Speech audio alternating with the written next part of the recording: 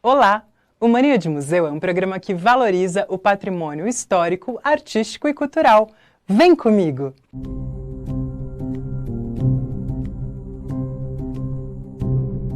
Educa TV apresenta Mania de Museu. Comunicação, língua portuguesa, Museu da Língua Portuguesa, Língua Brasileira de Sinais, Libras, Crianças Escritoras. Eu sou a Mia Moraes e este é o Mania de Museu. Oi! Hoje o programa está incrível! Vamos conhecer Língua Brasileira de Sinais. Vamos conhecer sobre comunicação. A Língua Brasileira de Sinais torna o programa de TV mais acessível para as pessoas surdas.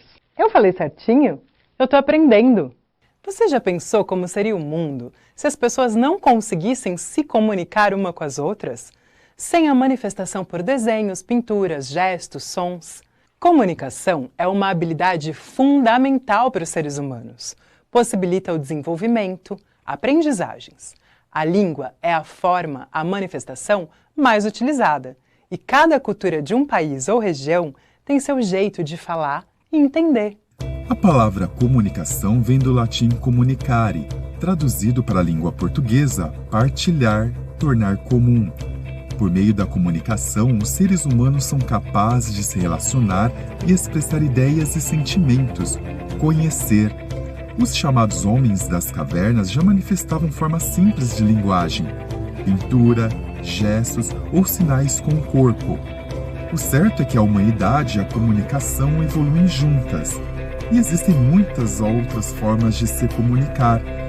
Expressões faciais, gestos, símbolos e placas, mas a língua é a forma mais importante de comunicação entre as pessoas. Ela pode ser oral, escrita ou gestual. No Brasil, a língua gestual é a Libras. Ela é o meio pelo qual as pessoas surdas se comunicam. Sinais e expressões faciais substituem a fala. Tanto a língua portuguesa como a Libras são consideradas línguas oficiais brasileiras. Sem as formas de comunicação, uma sociedade não sobrevive. Para tudo! Existe sociedade sem comunicação? Assista ao bate-papo que a Vivi Novaes fez com o professor doutor Fabiano Ormanese sobre a importância da comunicação na vida em sociedade. Então, eu queria saber de você, né? A gente está falando aí de linguagem, de comunicação. Me fala, antes, como que era feita essa comunicação lá atrás? Como que era a linguagem daqueles povos? Então, a comunicação é uma característica humana e uma característica, na verdade, de todos os seres vivos, né? Então, se você pensar, uma flor também se comunica. Quando ela quando ela se abre, quando ela desabrocha, para atrair um pássaro que vai fazer a polinização, por exemplo, esse colorido é uma forma de comunicação da planta, né? A flor é uma forma de comunicação das plantas. E o ser humano, a partir das suas necessidades, ele também foi criando estratégias de comunicação desde a pré-história. Então, por exemplo, quando ele fazia um desenho numa caverna, na parede de uma caverna, né, entre outros objetivos, ele estava comunicando as suas conquistas, comunicando que ele esteve por ali, eventualmente até comunicando uma região que poderia ter algum perigo, algum problema.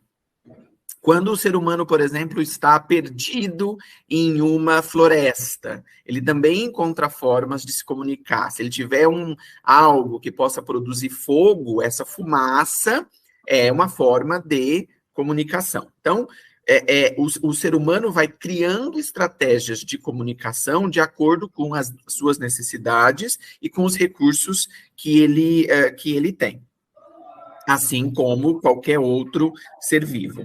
Agora, a linguagem é outra coisa, né? A linguagem é uma característica específica do ser humano. Os animais, as plantas, os outros seres vivos, eles não têm linguagem.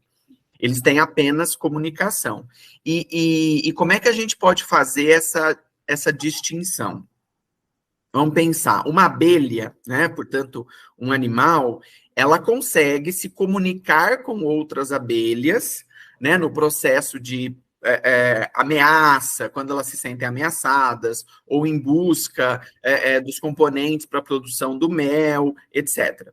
Mas elas não têm linguagem. Por que elas não têm linguagem? Porque elas fazem isso sempre da mesma maneira. Elas não têm condições de fazer combinações distintas para fazer com que uma mensagem saia ali, né, daquele polo emissor e atinja um interlocutor. Com a linguagem é diferente. A linguagem nos possibilita que sejam feitas diferentes combinações, certo? Inclusive dando origem a uma comunicação que seja criativa. E o Fabiano, cada parte do mundo criou a sua forma de linguagem, de comunicação. Como que vocês enxergam, analisam tudo isso, né? Porque tudo inclui aonde mora, né, o meio, a cultura, tudo isso influencia em todo esse processo? Isso, na verdade, cada povo, cada cultura, a partir dos elementos que tem disponíveis, a partir das suas experiências próprias, né, criam formas de comunicação e formas de linguagem. Então, imagine você que durante centenas de anos, lá na antiguidade, uma das formas de comunicação praticadas eram os pombos-correios, né, que tem uma característica biológica que justamente faz com que ele sempre volte ao seu lugar de origem. Então, veja, isso era o que havia disponível naquele momento. Evidentemente que em regiões em que não há pombo-correio, essa forma de comunicação não pôde ser desenvolvida. Da mesma maneira, acontece com a linguagem, mais especialmente com as línguas, né? Cada grupo social, em cada momento histórico, foi também criando maneiras de se comunicar, e à medida que entrava em contato com outros povos, também iam incorporando novos dizeres, novas formas verbais, né? Pense, por exemplo, que a língua portuguesa do Brasil é uma língua que está aí, que passou por uma série de incorporações a partir de outros povos com os quais os colonizadores, né, tinham contato e trouxeram para o Brasil. Então, a nossa língua tem elementos indígenas, tem elementos africanos, tem elementos europeus, tem elementos árabes, enfim, cada uma desses grupos sociais e culturais foi trazendo contribuições. Você falou aí de toda essa evolução, de toda essa contribuição. Hoje, 2023, parou ou esse é um processo que todo dia está evoluindo, mudanças chegam, a forma de comunicar, de linguagem também muda? Sim, a comunicação e a linguagem são processos que estão o tempo todo em alteração e sujeitos a incorporações e a mudanças, né? Não só porque envolve, inclusive, elementos tecnológicos. Então, por exemplo, a partir do momento em que você tem a incorporação de ferramentas tecnológicas, é necessário, inclusive, criar palavras novas que designem essas coisas, né? Verbos passam a ser utilizados para designar determinadas ações. Então, por exemplo, até, sei lá, uns 20 anos, a gente usava pouco um verbo como deletar, né? Que, na verdade, já é uma incorporação da língua inglesa, vem do verbo to delete, né? Mas que, olha que interessante, a origem desse verbo deletar é latina, que é de onde a língua portuguesa veio. E, Fabiano, se não tivesse a linguagem, se não tivesse a comunicação, se não tivesse tudo isso, como é que ficaria a sociedade? Como é que a gente ia existir? Ou não existiria? Na verdade, nós não existiríamos, ou não existiríamos da forma como existimos, né? Porque a nossa Constituição passa necessariamente pela comunicação e pela linguagem. Então, certamente, se nós não tivéssemos essa capacidade, nós seríamos outros seres, não os seres que somos hoje. Tá joia, perfeito. É isso. Obrigada, viu, mais uma vez por ter parado aí e atendido a Fica gente. tranquilo. Obrigado, eu. Pela comunicação e pela linguagem, a humanidade é capaz de reinventar as diferentes formas de convivência. E para se comunicar, se ampliam as diferentes tecnologias. Pense, é fácil falar com quem está perto, mas também com quem está longe, em outro estado ou país. E como as pessoas faziam para se falar antes do celular e do WhatsApp, Instagram, Facebook, YouTube? Ou como falar com outra pessoa que não fala a mesma língua? Houve uma época em que as mensagens poderiam ser enviadas por pássaros treinados, por navios ou até mesmo por um representante. A carta de Pero Vaz Caminha, por exemplo, percorreu o mar até ser entregue em mãos para a realeza portuguesa. Ela comunicava o descobrimento do Brasil e é o primeiro documento escrito do país. Antigamente, as pessoas conversavam à distância por cartas enviadas pelos correios. Tudo bem, a resposta não era imediata, mas se aprendia a esperar. Se bem que você deve ter algum amigo que leva minutos ou dias para responder uma mensagem nas redes sociais. O tempo de uma resposta via correios poderia levar de um dia a meses, dependendo do lugar do mundo onde se estivesse. Agora, para falar outra língua é preciso estudar e aprender. Atualmente, há aplicativos que, além de facilitar a comunicação, traduz frases em segundos. Bem-vindo ao século XXI!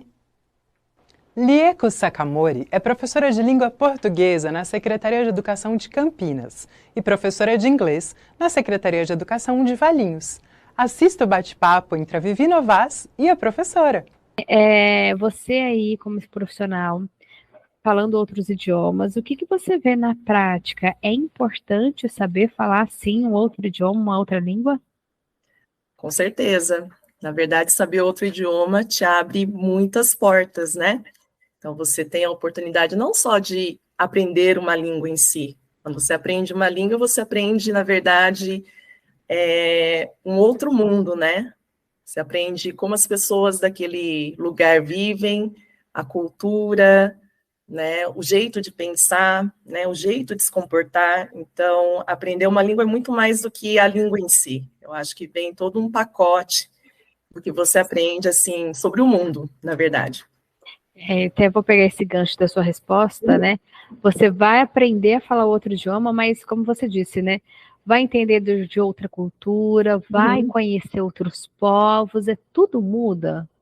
Sim, eu acho que a partir do momento que você conhece mais, na verdade, outros países, né? Outras línguas, outras culturas, ajuda a pensar também sobre a sua própria língua, sua própria cultura, né? E a gente, na verdade, hoje em dia, a gente fala muito de tolerância, e isso, quando você aprende uma outra língua, você acaba trabalhando isso também, né? A ser tolerante com algumas questões, porque você está vendo uma outra língua, né? Então, isso é bem interessante. Entendi. E como aprender, né? Tem gente que fala que é melhor já começar desde pequenininho, ainda já quando está começando as primeiras palavrinhas ou não. O que você, como profissional, indica? É claro que quando é criança, elas têm mais facilidade em aprender, porque elas não têm, eu acho que elas não têm esse medo de aprender uma outra língua, né? Aí, quando vira adulto, eu acho que tem muito mais questão, assim, desse medo de errar, né? Fica muito preocupado com gramática, e aí aquela coisa mais natural que as crianças, os bebês, né, aprendem, não sai naturalmente, na verdade, quando você já é adolescente, adulto, né? Só que eu acho que, assim, você pode aprender língua em qualquer idade, né?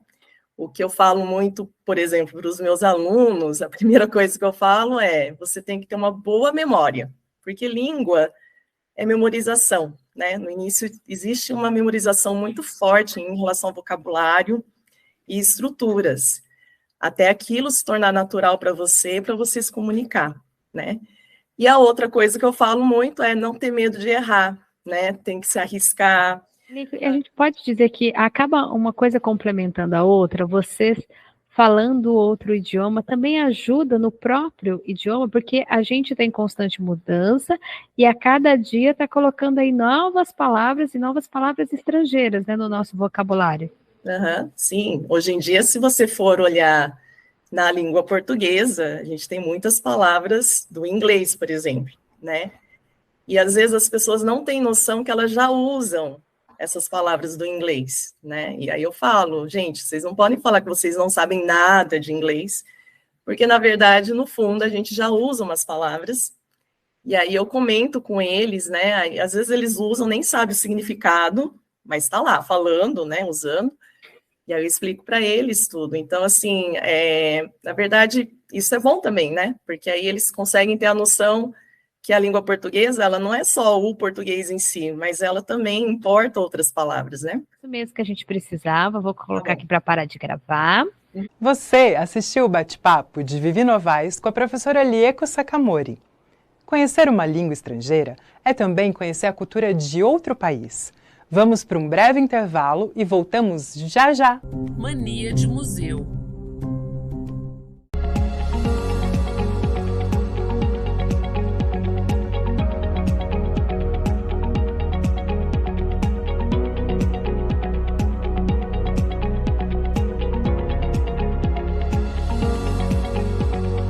Vamos conversar.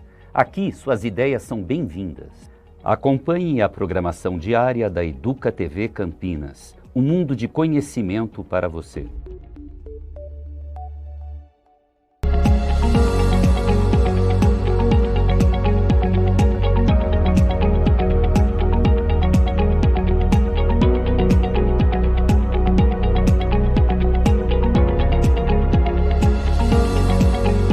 Caiu na rede. Fique por dentro no que rola nas escolas de Campinas. Acompanhe a programação diária da Educa TV Campinas, um mundo de conhecimento para você. Mania de museu. Mania de museu. Um giro de 360 graus em diferentes tipos de patrimônio. No bloco anterior, você assistiu sobre a importância da comunicação para a vida em sociedade. Diferentes formas de manifestar a comunicação, seja por gesto ou pela fala. A língua de uma cultura é parte da identidade e base para o desenvolvimento humano e social. Por isso, é importante conhecer e respeitar. A língua de um país é o elemento vital de preservação da sociedade e o reconhecimento diante do mundo. A história do Brasil conta que antes dos portugueses, diferentes povos usavam o tupi, o guarani e o Yanomami. Você sabia que abacaxi é chamado de ananás em Portugal? Isso porque o Brasil adotou a maneira indígena de nomear a fruta. Existem muitas outras palavras: carioca, tamanduá, paçoca.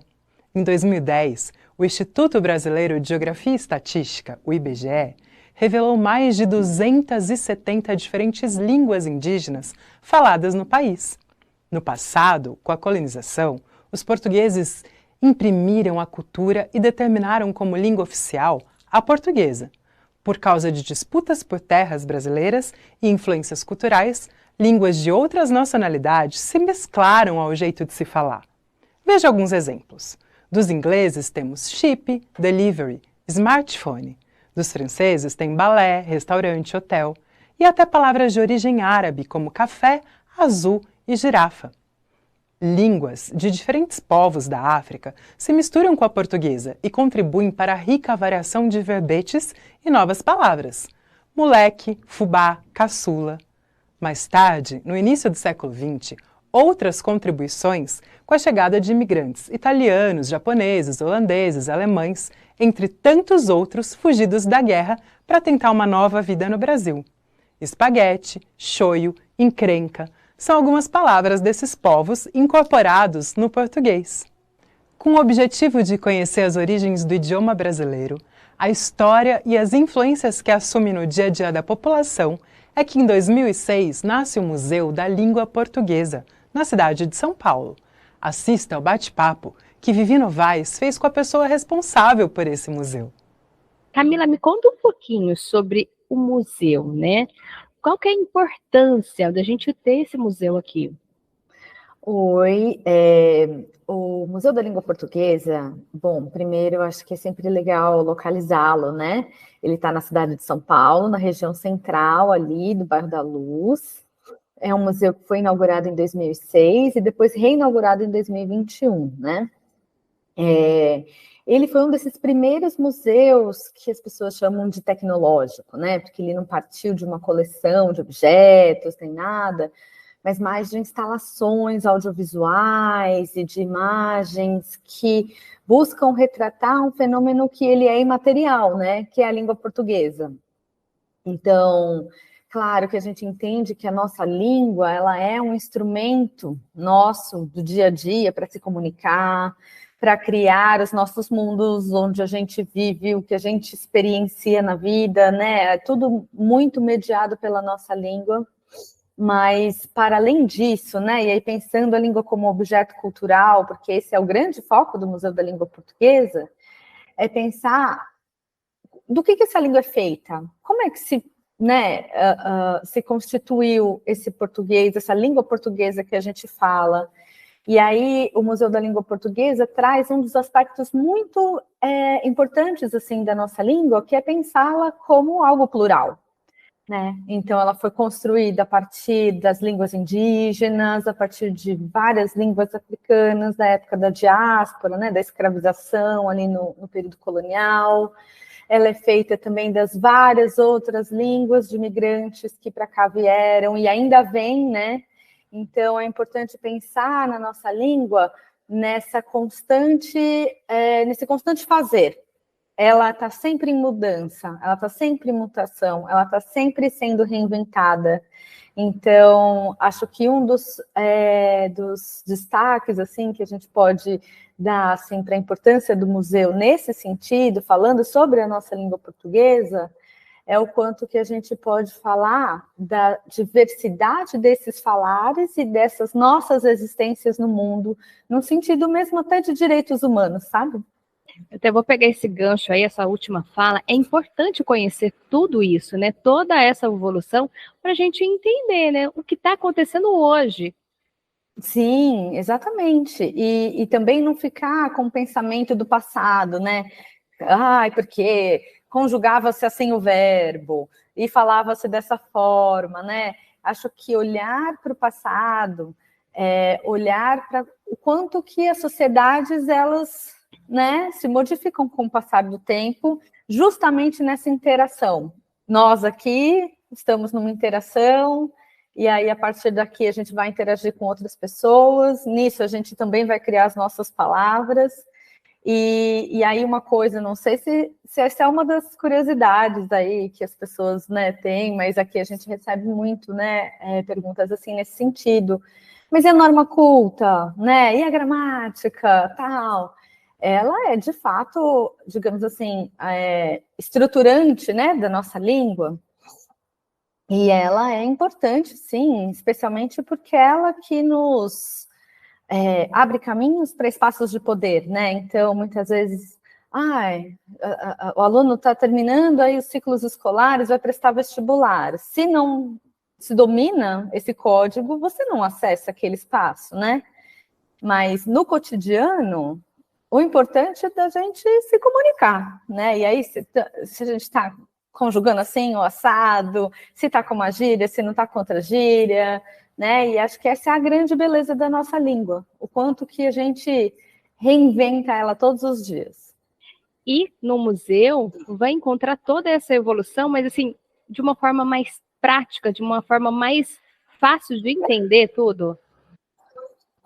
Eu acho que o legal ali do museu é que esse aprender, ele é na prática, mas ele é numa prática lúdica, né? Ele é divertido, porque o museu ele é composto por coisas interativas, então tem telas que você vai tocando e puxando informações, aí acontecem coisas, projeções no telhado, sabe, por dentro, com poesias, com músicas. Então, assim, o museu é um lugar que desperta muita curiosidade, então, mesmo quem não vai com o intuito de aprender, acaba aprendendo porque está ali dentro e está interagindo ali com as experiências, né? E, claro, o museu, ele tem tanto a parte histórica, né, da nossa língua. Tranquilo. Ele tem tanto a parte... Desculpa. O museu ele tem tanto a parte histórica, né, da nossa língua, quanto a parte, digamos, mais, vou dizer assim, poética, né? Então, tem uma das instalações ali, que é a Rua da Língua, que ela mostra, por exemplo, exemplos de onde a língua ela está nas ruas hoje, né? Ela está no nosso cotidiano quando a gente pensa nesses espaços urbanos, se são em pichações, é o carro do ovo, sabe? Então, esse negócio do aprendizado, ele está no nosso cotidiano, muitas vezes, de formas que a gente não está atento, né? Esse contato com as expressões em língua portuguesa, porque é tão natural, a gente fala português, a gente olha em volta, está tudo em português. Tá joia. Muito obrigada, viu, Camila, por falar aí com a gente, parar tudo, a gente sabe que é uma correria. A Estação Ferroviária da Luz, sede do Museu da Língua Portuguesa, foi um dos principais pontos de passagens de imigrantes que chegavam no Brasil. Do Porto de Santos para a estação, viajavam para diferentes pontos do estado de São Paulo. Por exemplo, em Campinas, os italianos chegavam nas fazendas do distrito de Joaquim Egídio. O Museu da Língua Portuguesa funciona de terça a domingo, das 9 horas às 4h30 da tarde. O endereço aparece na tela e os ingressos custam de R$10 a R$20. O Ministério da Educação do Brasil informa que a língua brasileira de sinais, Libras, é a segunda língua oficial reconhecida em 2002. Porém, desde o século XIX, ela já era presente entre as comunidades de surdos. A Libras é composta por um conjunto de movimentos e expressões captados pela visão, como você observa aqui com a nossa intérprete de Libras do Mania de Museu. O desafio está na formação educacional de surdos no Brasil, da alfabetização da língua portuguesa, de sua escrita, junto com Libras, até a formação acadêmica e a continuidade de estudos. Você sabia que tem literatura, músicas e poesia em Libras? Produção? Fui! A literatura surda usa a língua de sinais, a identidade e a cultura surda na narrativa. Ela usa gramática, morfologia e estrutura linguística própria. Como a língua brasileira de sinais está em constante mudança, tem características regionais. Falar "eu te amo" nos Estados Unidos, por exemplo, pode ser confundido com a representação de rock and roll em outro lugar do mundo. Vamos para um breve intervalo e voltamos já já. Mania de Museu.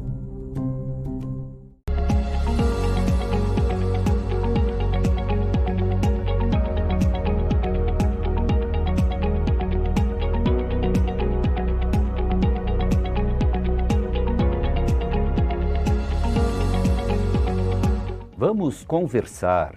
Aqui suas ideias são bem-vindas. Acompanhe a programação diária da Educa TV Campinas, um mundo de conhecimento para você.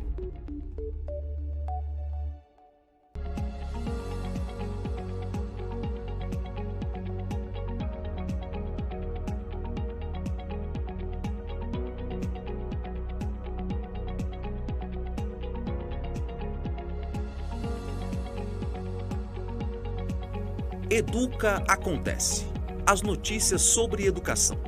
Acompanhe a programação diária da Educa TV Campinas. Um mundo de conhecimento para você. Mania de Museu. A comunicação escrita é uma forma de expressar ideias, divulgar informações e mensagens através do texto. Ela pode usar vários suportes, como e-mail, mensagens nas redes sociais, uma carta, placa de lugares, livros. O objetivo é transmitir mensagens. Curiosidades. Haikai, estilo de poesia japonesa. Você sabia que um dos maiores divulgadores do haikai no Brasil nasceu em Campinas? Produção? Fui!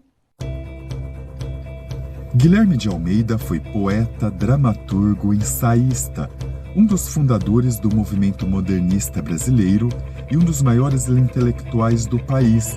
Nascido em Campinas, viveu também em São Paulo e a antiga casa dele é um museu com coleções de obras de arte de Tarsila do Amaral, Anita Malfatti, Victor Brecheret, em biblioteca, hemeroteca, fotografias, móveis e objetos pessoais. A Casa Guilherme de Almeida preserva a memória, o legado do poeta. Acompanhe a visita que o Mania de Museu fez na Escola de Ensino Fundamental Ângela Kurizákia para conhecer o projeto de escrita de haikai. Olha, todos os anos a gente tem o objetivo de trabalhar em algum período do ano a poesia, né, o gênero poético. Então, nesse ano eu trabalhei nos ciclos 3 e 4, poesia durante o primeiro trimestre, durante um bom tempo. E no primeiro momento nós falamos no geral, o que é poesia, os alunos trouxeram referências dos poemas que eles gostam e cada turma começou fazendo a sua apresentação daquilo que eles gostam. Depois nós encaminhamos cada turma a ter seu próprio projeto. Então o 6º ano estudou música e poesia. O gênero que a gente trabalhou foi a letra de canção e eles fizeram paródias, criaram textos poéticos dentro desse gênero. O 7º ano trabalhou o poema narrativo. Vimos os cordéis e outros gêneros narrativos que também são apresentados na forma do poema, né, em forma de poema. O 8º trabalhou os haikais, especificamente haikais, além de todas as outras referências que eles pegaram, eles estudaram, produziram e trabalharam haikais a partir do quê? De imagens. Os alunos do 8º ano puderam sair pela escola tirando fotos dos espaços que eles mais gostavam e criaram seus haikais a partir dessas imagens. Então, o trabalho de imagem e poesia ficou mais concentrado no 8º e 9º ano. No 9º ano, nós avançamos para o vídeo-poema. Trabalhamos com a ideia também de poema visual e vídeo-poema. Os alunos trabalharam também com a produção de textos poéticos a partir de imagens e criaram vídeos como produção final. Para a culminância de todo esse projeto, nós pensamos em fazer um sarau artístico-literário, porque esse trabalho nunca é feito sozinho. O professor de artes retoma os trabalhos de poesia nas aulas de arte, ele também produz imagens e traz textos que ajudam os alunos a pensarem o que é poesia de uma forma mais ampla, e com isso nós pensamos, vamos ter um dia de culminância, para que todas as turmas mostrassem umas para as outras aquilo que elas aprenderam. Então, o 6º poderia mostrar para o 7º, o 8º e o 9º que eles aprenderam dando aulas e também ter um momento de sarau com convidados especiais, os poetas de Campinas e apresentações das produções dos alunos num salão de festas que tem ao lado da nossa escola. Então, o projeto foi todo pensado para ter um momento de apresentação, de recuperação de referências e depois produção por parte dos alunos. Aos 8 anos de idade, Anne-Marie Carvalho publicou seu primeiro livro. Veja o que a escritora mirim falou para o Mania de Museu. Curiosidades. Me conta um pouquinho, você adora livro, adora escrever? Tipo, eu gosto muito de ler livros também. Eu gosto muito de ler. E quem te ensinou, quem te influenciou, falou assim, olha, é legal ler? Como me conta? Como que começou a sua história com os livros? Bom, tipo, na minha escola do ano passado, no 3º ano, eu tinha um tal dia da família que ia ter na escola e eu decidi fazer um poema para o tal dia, para as pessoas verem. Aí a minha professora, ela viu que eu escrevia bem e tal, ela gostou do meu poema, daí ela me sugeriu de escrever um livro de poemas, daí eu aceitei. Aí aos poucos foi surgindo algumas ideias. O 3º poema que eu fiz foi quando eu tava no balé e eu observei a minha irmã dançando. Aí eu acabei pensando e tal. Aí as ideias foram surgindo ao pouco e agora não que eu inventei, mas eu fiz tipo uma reescrita, entre aspas, de um outro livro. Ah, é? Que livro que é esse? Me conta. Se chama A Menina, o Gafanhoto e a Flor. É uma história contada em poema, mais ou menos. Entendi. E o porquê que você gosta tanto de ler, de escrever? O que você sente quando você está lendo, escrevendo?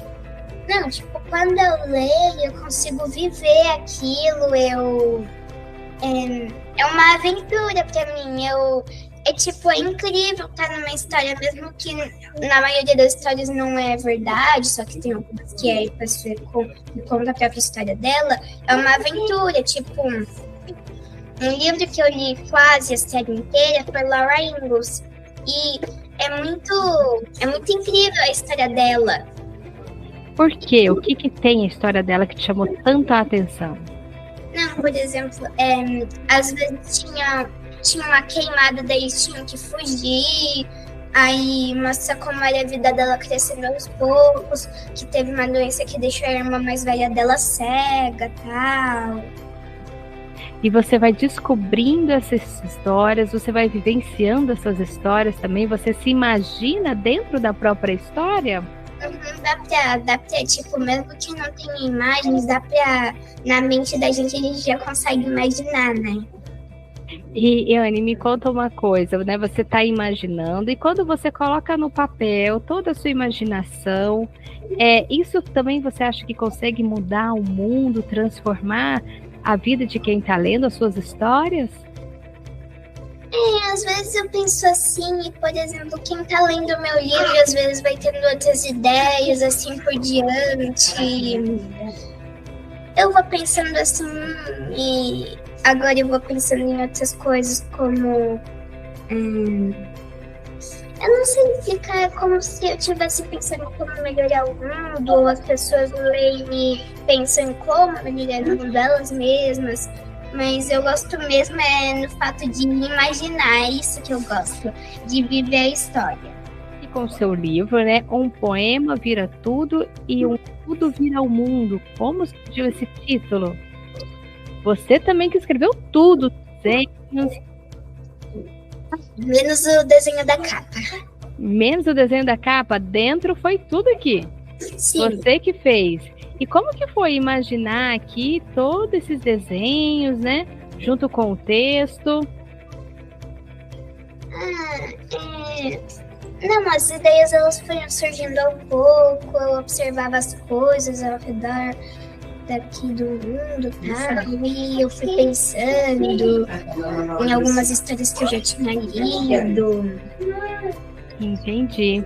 Esse aqui foi o primeiro livro. Mas esse daqui foi só um livro de ideias que foram surgindo ao pouco. Aí também foi essa reescrita que eu tô fazendo. Tem alguns que eu já tô pensando que é de aventura, que tipo, eu já pensei no título antes de escrever. São 5 ou 4, mais ou menos. Tem 3 dias em um sonho, a viagem. Peraí que eu tô esquecendo algumas coisas. Eu sei que tinha esses 2. Aí depois disso eu tinha pensado em uma história que falasse que tinha um mapa, daí a pessoa lá entra no mapa a cada dia e encontra lugares diferentes, tá? Só que eu ainda não tenho o título pra esse. E tinha os outros títulos que eu acabei esquecendo. Mas o que a gente pode esperar é que vai vir muitos e muitos livros aí, todos seus. É muito legal escrever. O que você quer ser quando crescer? Me conta. Eu não sei ainda. E escritora? Não tá pensando? Escritora, eu não sei. Talvez eu possa ser alguma coisa, só que ao mesmo tempo escritora. Por causa que eu sou aluna e sou escritora. O que, assim, você gosta de brincar, mas e ler? O que é a sua coisa preferida de fazer? Hoje eu não tenho nada pra fazer, e aí? Eu vou brincar, eu vou ler? Não, tipo, se ainda tiver uns livros da biblioteca que eu não testei que eu não li, eu vou ler. Mas se não, ou eu leio, ou eu assisto, eu brinco de bola com as minhas irmãs. Ou eu converso às vezes. E me conta, então, o que é o livro pra você? O que significa? Um livro, pra mim, às vezes, dependendo, é uma aventura que você vive dentro das palavras, assim, das folhas, e um amigo que quando você tá sozinho, às vezes você se consola, porque existem vários tipos de livros, né? Vários tipos de texto. É um amigo diferente que você pode ter qualquer hora, assim.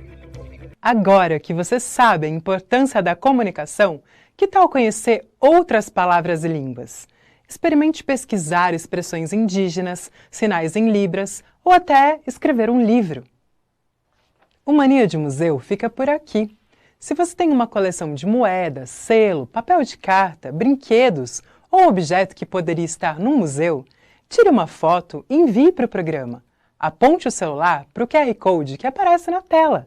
Sua foto ficará no site da Educa TV Campinas, na galeria Mania de Museu. Eu quero ver sua foto lá, hein? Siga a Educa TV nas redes sociais. E tchau, tchau! Educa TV apresentou Mania de Museu. Prefeitura de Campinas, Secretaria de Educação, Produtora Rio Brasil Digital. Educa TV Campinas, um mundo de conhecimento para você.